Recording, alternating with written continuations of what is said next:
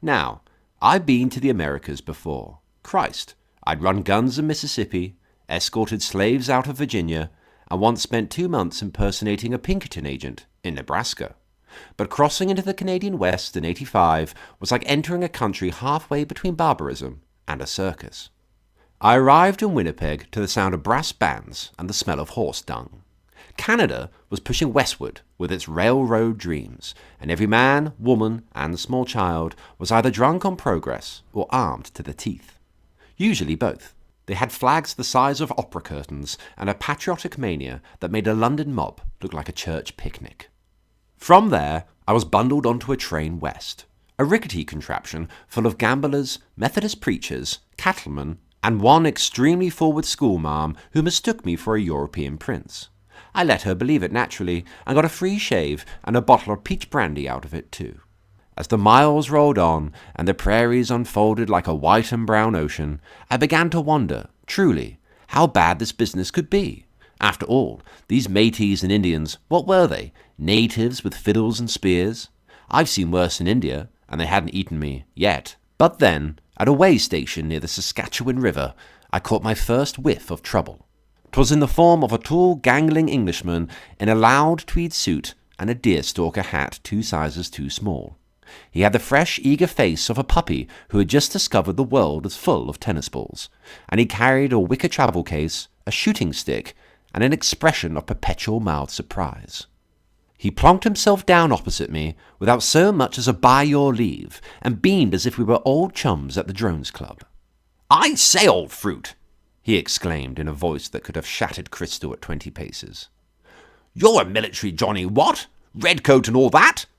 He had obviously noticed my half-open travel case. "Wizard! Simply wizard! Name's Ponsonby Smythe. Reggie to the chaps. Reggie Ponsonby Smythe. Off to the wilds to bag a moose or two, and generally rough it, what? Care for a spot of bubbly? I've got a bottle of the old Venue in the hamper. Nanny insisted. Says the prairies are frightfully dry." I regarded him with the enthusiasm one reserves for an ingrown toenail. "Lionheart," I said. "Advising the mounted police, not bagging moose." "Oh, ripping!" he cried, clapping his hands like a seal. "Advising! That's the stuff! You must know simply oodles about the natives and all that rot. I say, what rotten luck if we missed the whole show. I bought my best +4 specially. Can't have one's trousers going AWOL in the bush, what? Nanny would never forgive me. Crumbs! Imagine explaining that to the tailor." Then there was a moment of brief silence, followed by, "I say, what hell? You're the famous Lionheart, aren't you? Sir Terry Lionheart of the 11th Hussars? Gosh, what ripping luck! I'm a lieutenant, late with the 17th Lancers. Failed the infantry exam, don't you know? Ha! Couldn't tell left from right on parade. But cavalry's the thing. Mother and the governor insisted I come out to Canada with them and the new missus. Ha! Young wife, frightfully pretty. Bit of a pippin, what? They're back in Winnipeg sorting out the luggage. I've been seconded to your chaps, the Northwest Mounted Police, as inspector. 2 pips and all that. Wizard time ahead, eh?" He prattled on in this vein for the next hour, while unpacking a picnic hamper that contained enough cucumber sandwiches, seed cake, and champagne to feed a regiment. "Oh, capital! Simply capital! I've read all about you. Balaclava, the Crimea, India, Afghanistan, the lot. The 11th Hussars charge, the way you rode through those Russian guns. Gosh, what a show! You must tell me everything. I say, do you think Superintendent Crozier's as ripping as they say? Heard he's the devil for discipline. Ha! Can't wait to meet the great man." He was practically vibrating with puppyish awe. At Crozier, at me, at the whole bloody adventure. So I smiled tightly and tried to disappear into the upholstery.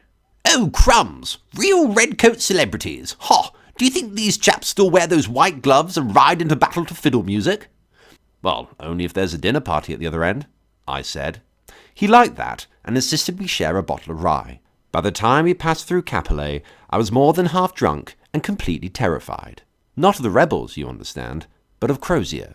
The way Ponsonby described him, I pictured a lunatic schoolmaster with a revolver in one hand and a Bible in the other, galloping off into legend with nothing but his ego and a brass band. I've followed my share of manic commanders, Rajat Singh, Lord Cardigan, bloody Elphinstone, but there was something about this Crozier fellow that gave me the chills. A commander who's too fond of his own press is like a drunk with a loaded pistol. He might shoot the enemy, or he might shoot you.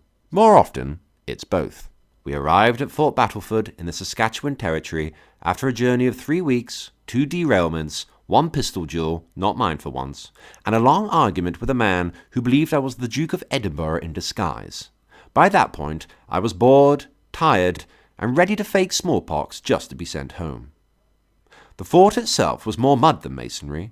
A few barrack buildings, a post office, and a saloon optimistically called the Empire House. It smelled of horses and boiled coffee, and the moment I stepped off the coach, I was nearly run down by a pair of Mounties chasing a runaway mule. "And you must be Mr. Lionheart," somebody called.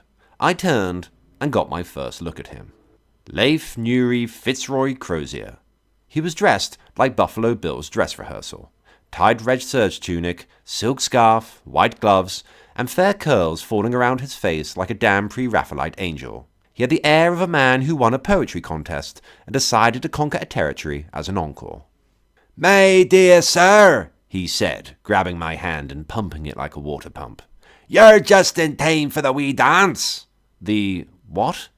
"Our little campaign against Rial and his merry men." He laughed, like this was all a lark, a hunt in the Shires. "They've given us permission at last, so they have. Ottawa can't stand us sitting still." Before I could reply with something suitably dampening, Crozier turned and bellowed towards a stocky, red-faced figure standing ramrod straight a few paces away. "Sergeant Major Jones! Front and centre if he plays, Mr. Jones!" The man marched forward like a human battering ram. Boots slammed the mud, chest out, and a moustache waxed so perfectly it looked like a bayonet. He was a tall man and built like a Welsh dresser that had come to life. His face was the colour of a boiled lobster, and eyes that looked as though they had seen every sin in the Empire and disapproved of most of them. "Shaw!" he roared, halting so sharply and with such tremendous force that it caused snow to fall off the roof of the nearest building. "Shaw! Will you take Sir Terry here to the officers' mess and get him sorted?" Crozier said cheerfully. "Full uniform issue, quick as you like. We'll need him looking the part."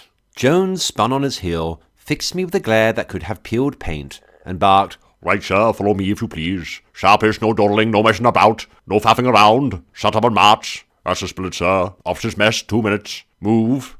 Can't have you standing around in mufti, sir." He about turned and stomped off toward a low log building with a veranda and a sign that read Officers' Mess in faded gilt. I followed, feeling very much like a man being herded by a particularly aggressive sheepdog. Jones halted at the doorway, snapped to attention again, and bellowed, "Officers' mess, sir. I'll not be entering being non-commissioned. Your kit's inside, sir. Uniform issued from Ottawa, sir. All pleasant and correct. Any complaint about the fit, and I'll have the tailor flogged over a gun carriage. Your room's just through the passage, sir. Best bed in the fort.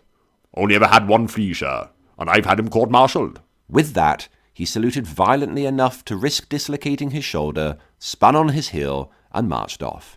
Inside, the mess was dim, smelling of tobacco, whiskey, and old leather. My travel case had already been brought in. I opened it, lifted out the carefully folded red serge tunic, yellow striped navy blue trousers, boots, white gloves, and a wide-brimmed hat. The whole lot had been packed in Ottawa with regimental precision. I stripped off my travel-stained civilian clothes, climbed into the uniform, and stepped in front of the small fly-specked mirror on the wall. Well, I must say, it suited me. The scarlet tunic nipped in at the waist, the yellow stripe down the breeches gave a long, lean line, the white gloves were spotless, and the Stetson hat rested at just the right rakish angle. Even the high collar didn't look half bad against my moustache. I turned sideways, admiring the cut, and thought, Jessica would approve. She always did like a man in uniform, though by now, with me away these months, she'd probably worked her way halfway through the male servants at home. Still, one can't have everything. I gave the tunic a final tug, squared my shoulders, and walked back outside into the pale prairie sunlight. Crozier was waiting, still beaming like a schoolboy. "We leave in 5 days. It'll be swift, clean, and glorious." Reader, when a commander says that, dig yourself a grave and get in. The last man who promised me swift and glorious was Lord Raglan, and that ended with the Light Brigade decorating a Crimea valley like confetti. In the days that followed, I did my damnedest to stay out of everything. I inspected supply wagons, asked inane questions about oats, and pretended to have an intestinal complaint that kept me within 20 feet of a privy. All this was standard procedure, you understand, a tried and tested Lionheart method of survival. Crozier, meanwhile, swanned about the fort on a white horse, writing dispatches full of adjectives and hosting dinner parties with the pomp of a Roman consul. He had his wife with him, a demure little creature named Tabby, who looked at him with the reverence of a nun gazing at a saint, and possibly with the same sex life. At one of his luncheons, I sat next to a young officer named Tom Steele, the superintendent's aide. Grim sort, told me they whip the Matis in a fortnight and be home in time for Dominion Day. It's a big rebel encampment near Duck Lake, he muttered. but they don't stand a chance. Police are fast, and we've got the guns. Splendid, I said, wondering if any of this would matter when the Matis and the Cree outnumbered them 5-1 and had repeating rifles. And you, sir? He asked. You've seen a lot of action, I hear. Oh yes, I said modestly. Afghanistan, Crimea, a touch of the Sudan. I try to avoid anything too strenuous these days. He didn't laugh. Colonials rarely do when irony is involved. And so it was, on the eve of our departure, I found myself standing alone on the ramparts of Fort Battleford, such as they were, a timber wall barely waist-high in places, studded with muddy loopholes and the smell of horses. The wind blew chill across the prairie, and above me the red Dominion flag calmly fluttered in the cool evening breeze. The sun was setting over the endless western plain, throwing long shadows across the barracks and storehouses. Out beyond the Battle River, the land rolled on forever. Grasslands, badlands, and rebel country. Vast and wild, and utterly unimpressed by flags or bugles or the romantic delusions of an Irish policeman. Behind me, I could hear the rattle of tack, the bark of sergeants, the idiotic bray of some fool practicing a battle cry. In the officers' mess, Crozier was probably composing another florid dispatch to Ottawa, describing tomorrow's march as a glorious adventure. The poor idiot. I stood there for a moment longer, pretending I was some noble watchman of empire, Sir Terry Lionheart, VCKCB, standing sentinel on the edge of the world. It was nonsense, of course. My hands were trembling, my saddle-sore thighs ached, and I was calculating whether I could fake a broken leg using only a rock and some theatre talent. But still, for a brief instant, I allowed myself to pose. The flag fluttered above me, the last bugle call sounded, and I thought, this is it, the edge of civilization, the lip of madness. Tomorrow we ride into history, or at least the bloody shambles that history will insist on calling gallant. So I spat over the ramparts, adjusted my cravat, and turned back towards the barracks. If I was going to risk my life for someone else's glory, I might as well do it with my moustache brushed and my lies rehearsed. And then, on the morning of March the 21st, it happened. The bugle blew, the horses were saddled, and I, Terry Lionheart, aged 47, arthritic, hungover, and very nearly sober, was mounted onto a borrowed mare, riding out with the Northwest Mounted Police towards what history will call the Battle of Duck Lake. I did try to protest, of course, claimed illness, British neutrality, even a vision from the Virgin Mary warning me not to go. Crozier simply grinned, slapped my shoulders, and said, "Nonsense, Lionheart. You're going to witness history." I muttered something impolite in Urdu and tightened my saddle girth.